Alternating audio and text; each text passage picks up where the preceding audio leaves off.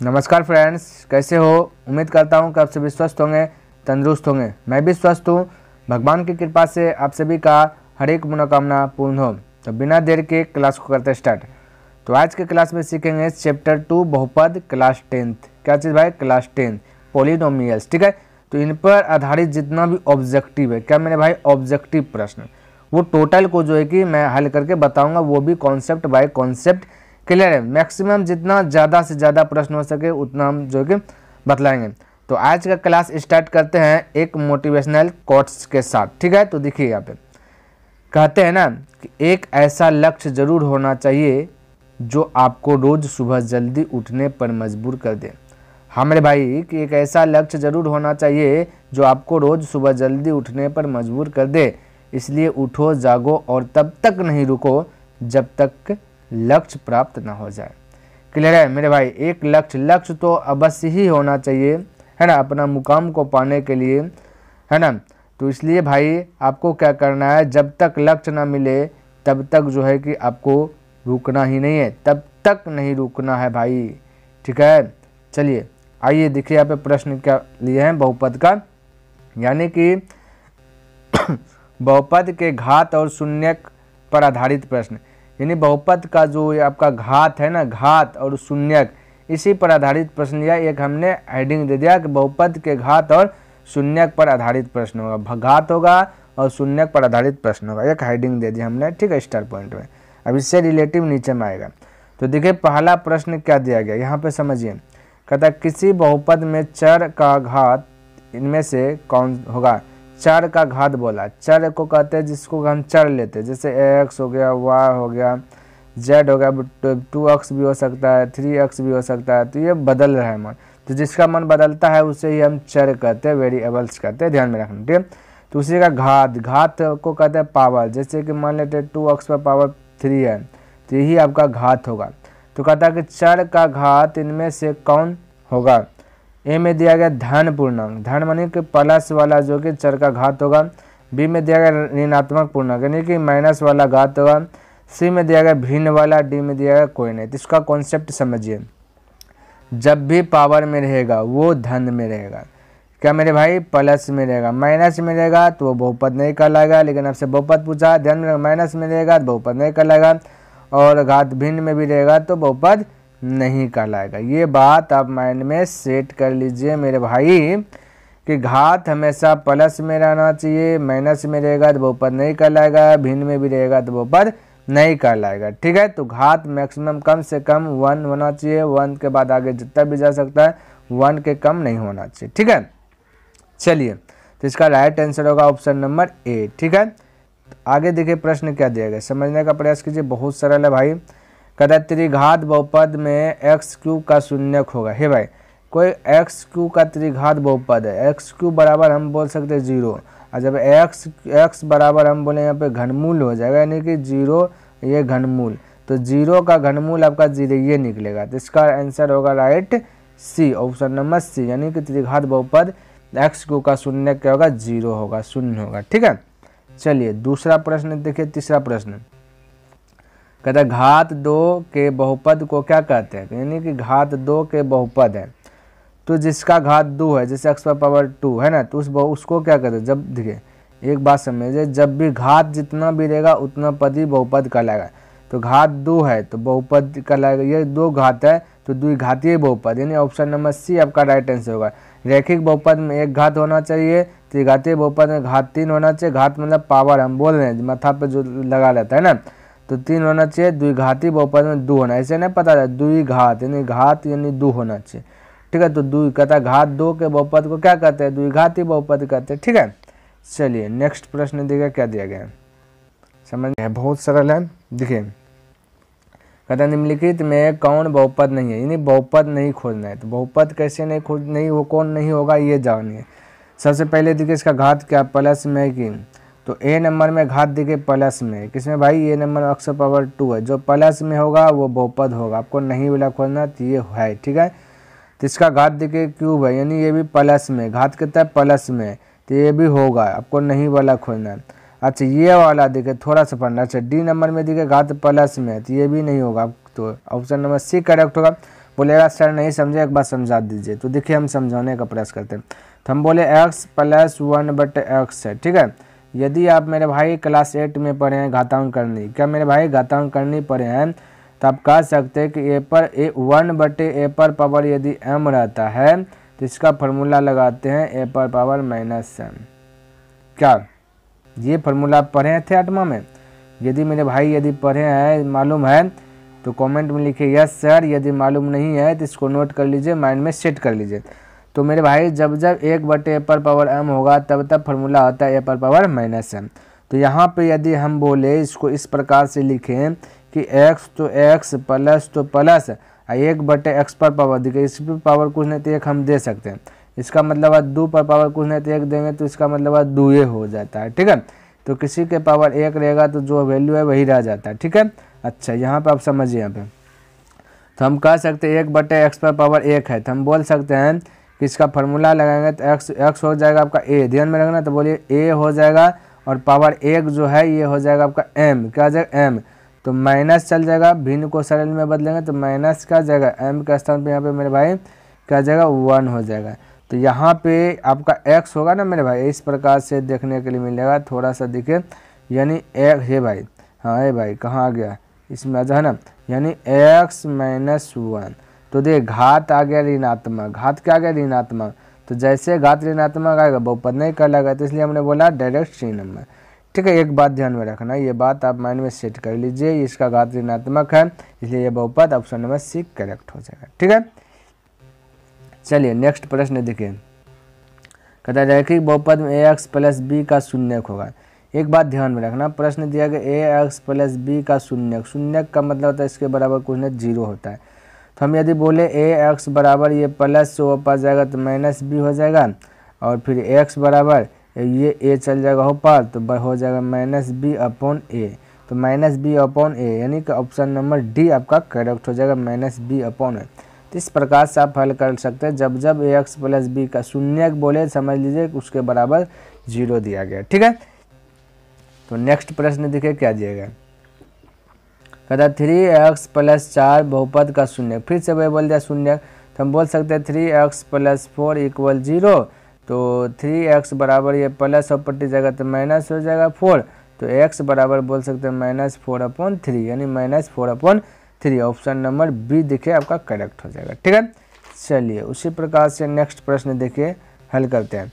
कहता है कि यदि द्विघात बहुपद px² plus 3x plus p का एक शून्यक -2 हो तो p का मान ज्ञात। हे भाई शून्यक दिया गया यानी कि x का वैल्यू दिया गया आपका -2, ध्यान में रखना x का वैल्यू क्या दिया गया -2, क्योंकि शून्यक दिया गया, जब कुछ नहीं रहता तो शून्यक 0 रहता है, लेकिन यहाँ पे दे दिया गया -2, तो बोला p का वैल्यू, तो अब बिल्कुल सरल तरीके से निकल जाएगा। देखिए जहाँ पे p है तो वहाँ पे p है रखिए, लेकिन जहाँ पे x है वहाँ पे क्या रख देना मेरे भाई -2 रख देना, -2, तो यहाँ पे -2 का स्क्वायर कर दे, स्क्वायर था यहाँ पे तो है ना। उसी प्रकार से प्लस 3 तो 3 बोल सकते हैं, और x है 3x है ना, तो x के स्थान पे -2 बोल सकते हैं, प्लस p बोल सकते हैं। किसी को डाउट? कोई डाउट नहीं होना चाहिए। अब ध्यान से रखना, ध्यान में रखना। अच्छा इन सभी के बराबर भाई 0, क्योंकि बहुपद है या शून्यक हम बोल दिया 0 ले सकते हैं। इन सभी के बराबर क्या होगा? कुछ नहीं 0 होगा, ठीक है। बोलिए p तो p ही रह जाएगा, 2 × 2 कीजिएगा -2 × -2 तो +4 हो जाएगा, ठीक है भैया। देखिए यहाँ पे थोड़ा सा फंडा क्या है समझने का प्रयास कीजिएगा कि 3 × 2 छो तो होगा, लेकिन यहाँ प्लस गुना माइनस भी हो जाएगा, जो कि यहाँ पे क्या जाएगा आपका -6 हो जाएगा, ठीक है। अब देखिए माइनस हो जाएगा 2 + p = 0।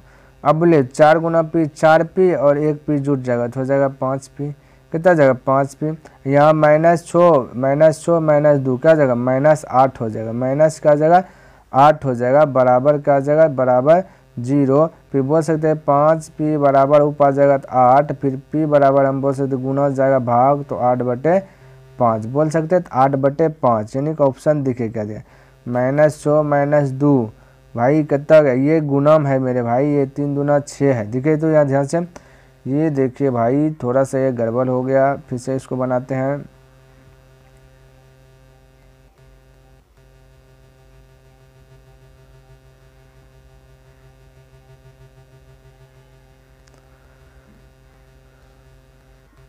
तो यहाँ पे गुना कीजिए तो हो जाएगा कि देखिए यहाँ पे p है और या p तो p है और या -2 गुना -2 कीजिएगा तो हो जाएगा 4, क्योंकि पावर 2 है तो माइनस माइनस हो जाता है प्लस, है ना। जैसे कि -2 गुना -2 कीजिएगा तो हो जाएगा आपका 4, 4 हो जाएगा, ठीक है। तो +4 हो जाएगा भाई, माइनस माइनस प्लस, तो 4 गुना p, तो हम बोल सकते हैं 4p, और ये प्लस माइनस हो जाएगा -3 दूना हो जाएगा 6, और प्लस p हो जाएगा इक्वल 0 हो जाएगा, ठीक है।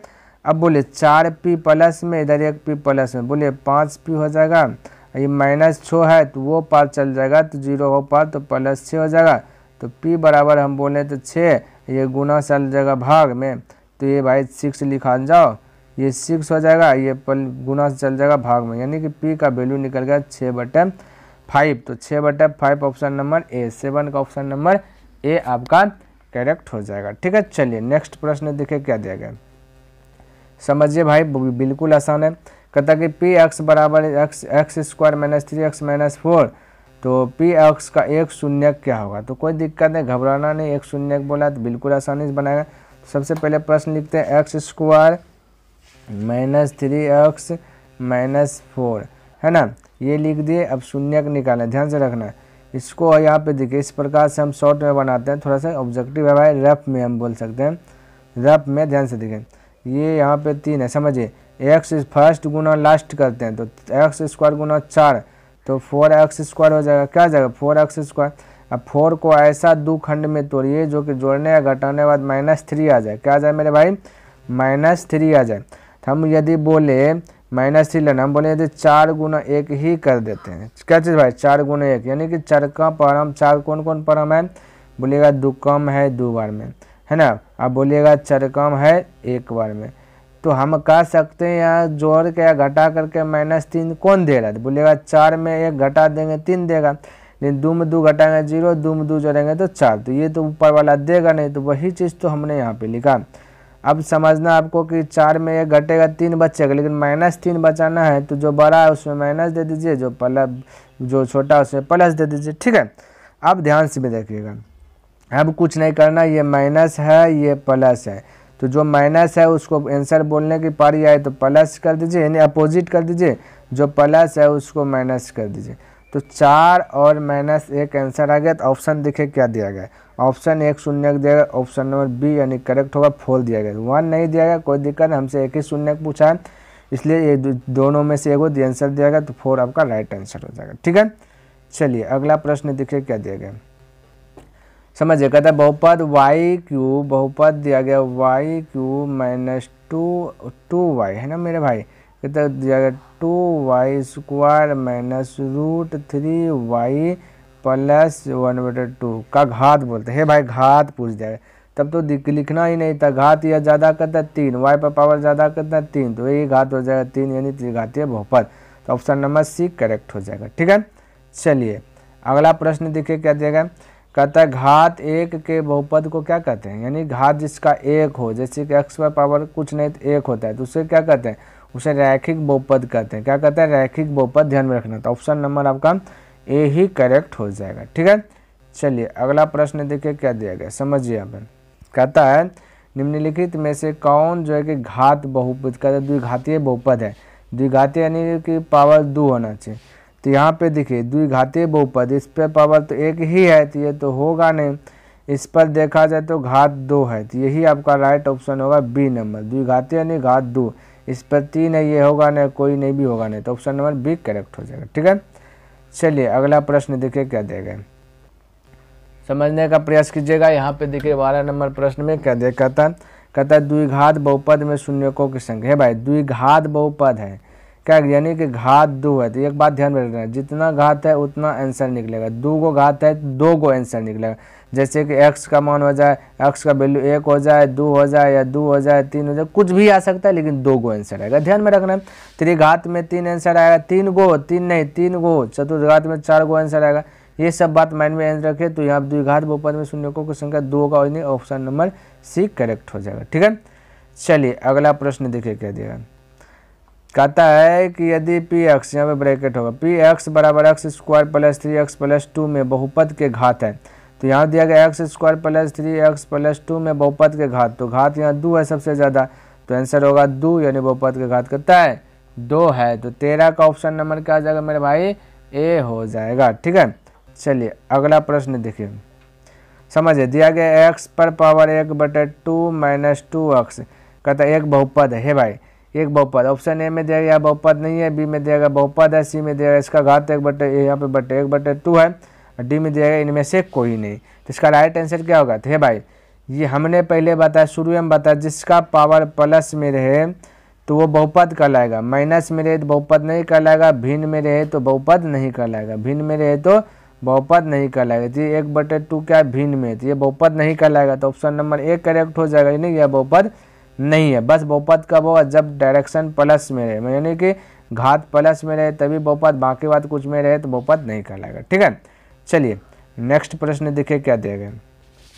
कहते नीचे दिए गए बहुपद ax³ + bx² + cx + d के घात होंगे, यानी घात पूछा तो घात 3 है, तो आंसर होगा 3, यानी ऑप्शन नंबर 15 का हो जाएगा, ऑप्शन नंबर क्या भाई, सी हो जाएगा। ठीक है, चलिए नेक्स्ट प्रश्न देखिए क्या दिया गया, समझिए। कहता किसी बहुपद के सभी गुणांक शून्य हो तो उसे क्या कहते हैं, यानी किसी बहुपद के सभी गुणांक क्या हो, शून्य हो तो उसे क्या कहते हैं, तो शून्य पद बहुपद, शून्य बहुपद कहेंगे, सब गुणांक शून्य, यानी कि 0 गुना x² + 0 गुना x है ना, प्लस यहाँ पे प्लस दे देते हैं, c दे देते हैं, है ना, और बराबर 0, तो वो शून्य पदी बहुपद कहलाएगा, उसका पद कितना होगा, शून्य पदी बहुपद कहलाएगा, यानी कि ऑप्शन नंबर 1 करेक्ट हो जाएगा। तो इस प्रकार से हम दर्शा सकते हैं, क्योंकि 0 होगा सब 0, ये भी हो जाएगा 0, प्लस c के स्थान पे कुछ भी आ सकता है, 2 3 4, तो ये शून्य पदी बहुपद होगा, है ना। तो चलिए नेक्स्ट प्रश्न देखिए क्या देगा।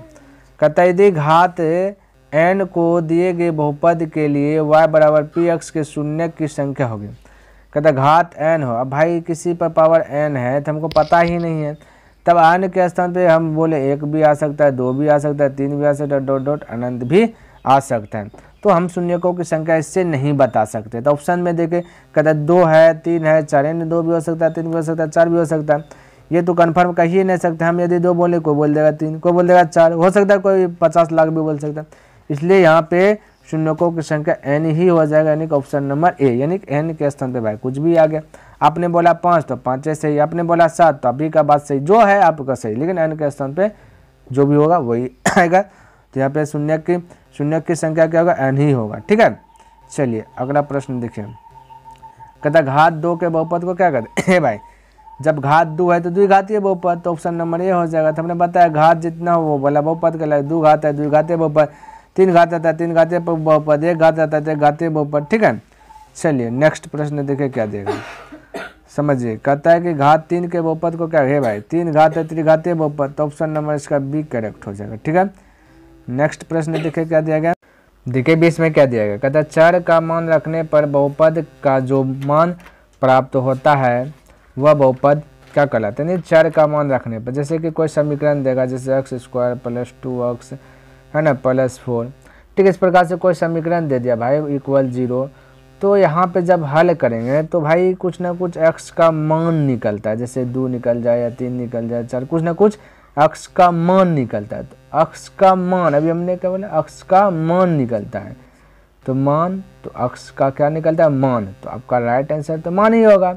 क्या बोला, चर का मान रखने पर बहुपद का जो मान प्राप्त होता है वह बहुपद क्या कहलाता है, तो कुछ ना कुछ x का, जैसे कोई सवाल को हल के बहुपद का, तो x का मान कुछ ना कुछ निकलता है, तो x का क्या निकल रहा है, मान निकल रहा है, तो वो आपका मान कहला जाएगा। ठीक है, तो उम्मीद करता हूँ कि आपको ये प्रश्न अच्छे प्रकार से लर्न हो गया होगा। यदि लर्न हो गया तो इस चैनल को लाइक अवश्य कर दे, और यदि सब्सक्राइब नहीं किया तो सब्सक्राइब कर दे, क्योंकि ऐसे इस चैनल पर आपको जो कि वीडियोज़ अपलोड कराते रहेंगे प्रत्येक दिन, तो आपके लिए चैनल बहुत एग्ज़ाम के लिए हेल्पफुल रहेगा। तो प्लीज़ इस चैनल को सब्सक्राइब अवश्य कर लें। तो नेक्स्ट दिन मिलते हैं, तब तक के लिए धन्यवाद। जय हिंद, जय भारत।